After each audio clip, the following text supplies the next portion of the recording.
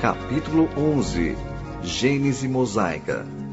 A Gênese é o primeiro livro de uma série de 5, por isso mesmo denominado Pentateuco, escrito por Moisés em épocas diferentes da sua longa e trabalhosa peregrinação terrena. Para muitos historiadores e exégetas, Moisés não escreveu pessoalmente estes 5 livros, mas somente o primeiro.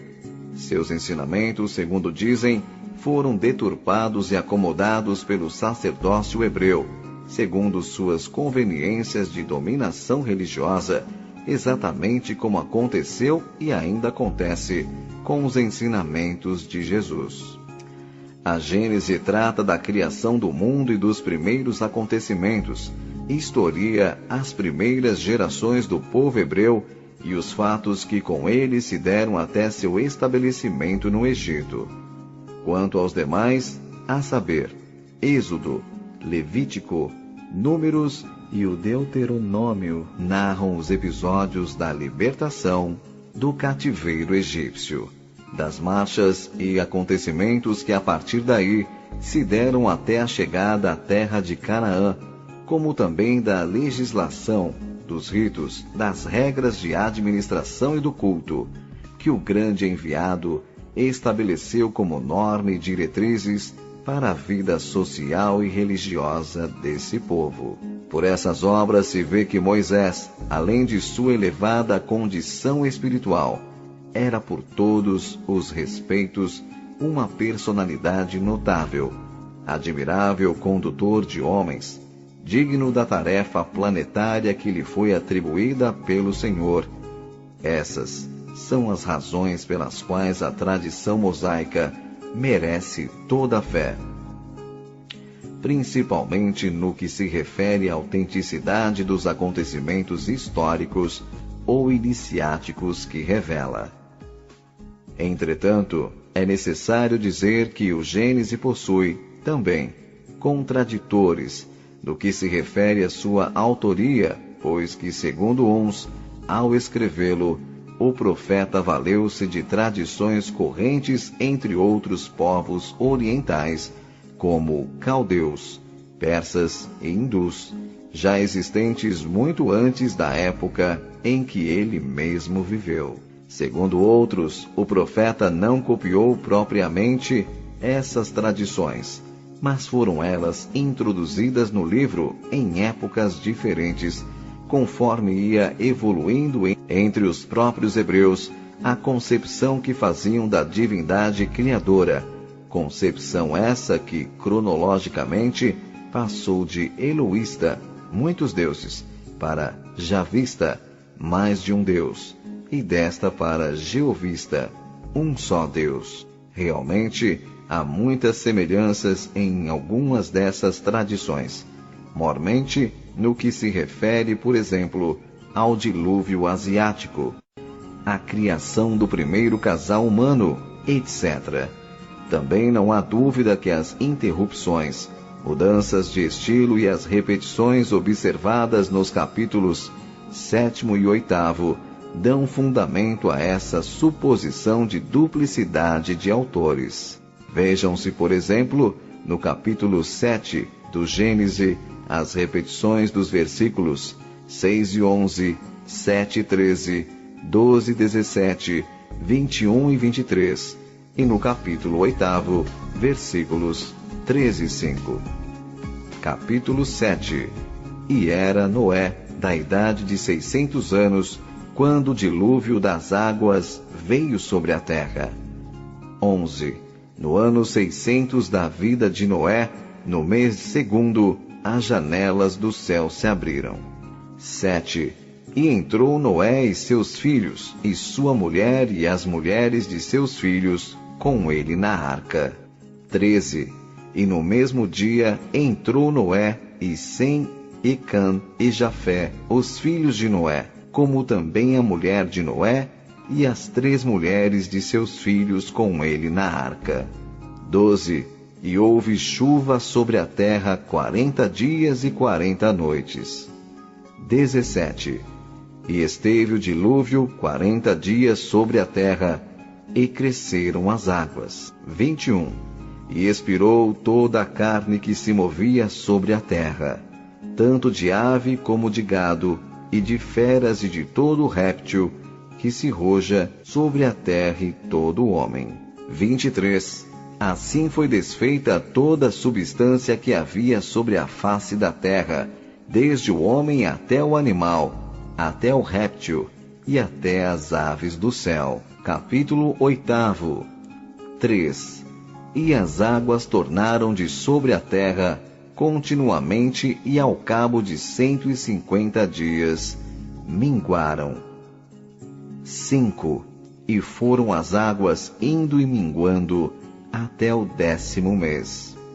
Como se vê dessas ligeiras citações, as repetições com estilo e redação diferentes são subjamente evidentes para se admitir que houve realmente interpolações e acrescentamentos nestes textos.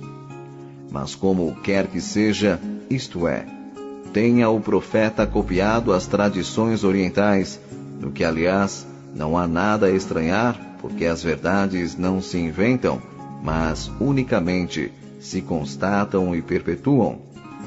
Ou tenha o livro sido escrito em épocas diferentes, por acréscimos trazidos por outras gerações de interessados, de qualquer forma, estas tradições são veneráveis, e a obra de Moisés, até hoje, nunca foi desmerecida, mas ao contrário, cada dia ganha mais prestígio e autoridade, podendo nos oferecer valioso testemunho dos acontecimentos que estamos comentando. Ultimamente tem surgido também documentação de caráter mediúnico, segundo a qual os ensinamentos verdadeiros do profeta, após sua morte, no Monte Nebo, foram recolhidos por seu discípulo Essém e conservados religiosamente por seus continuadores, os essênios, nos diferentes santuários que possuíam na Palestina e na Síria, como sejam o do Monte Hermon, do Monte Carmelo, de Quarantana, do Monte Nebo e de Moabe. Mas quanto a Gênese, o testemunho da descida dos capelinos está ali bem claro e patente nos seus primeiros capítulos, e por isso estamos nos apoiando neles com perfeita confiança, como base remota de documentação histórico-religiosa.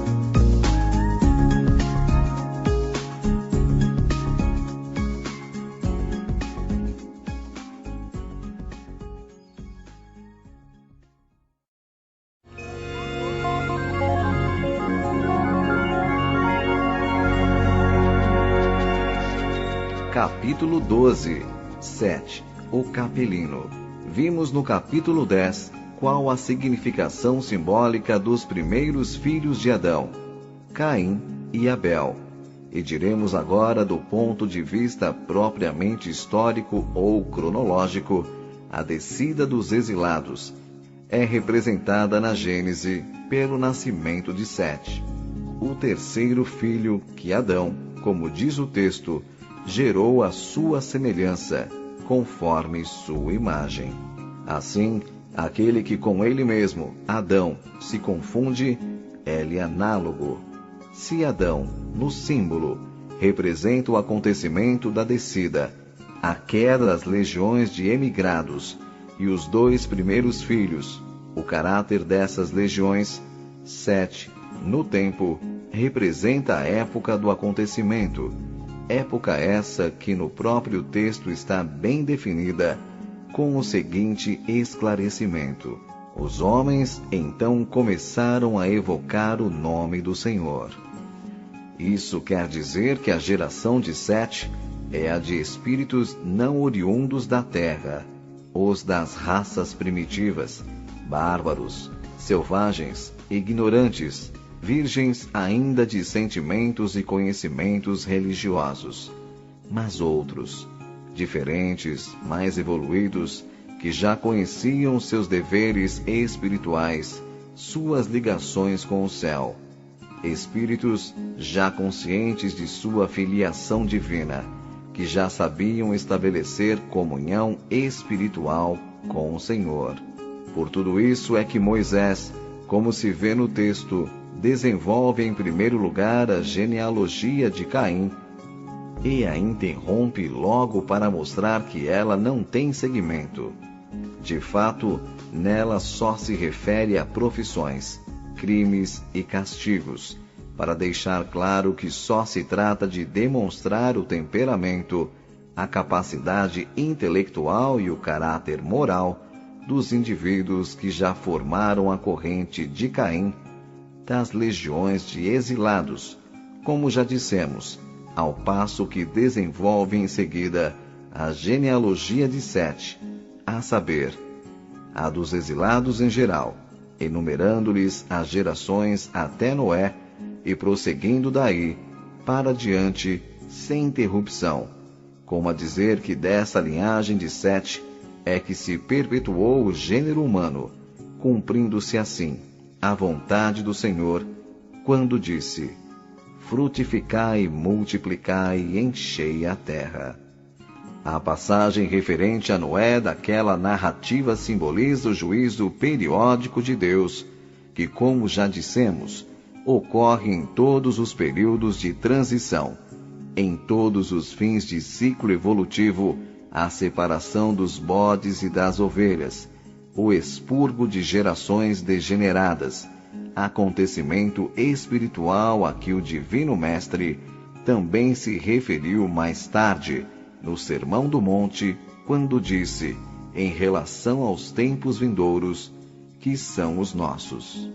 E quando o Filho do Homem vier na sua majestade, e todos os santos anjos com ele, então se assentará no trono de sua glória, e todas as nações serão reunidas diante dele, e apartará uns dos outros, como o pastor aparta dos bodes as ovelhas. A humanidade daquela época tocou um acontecimento desse, com os cataclismos que então se verificaram, que mais para diante relataremos.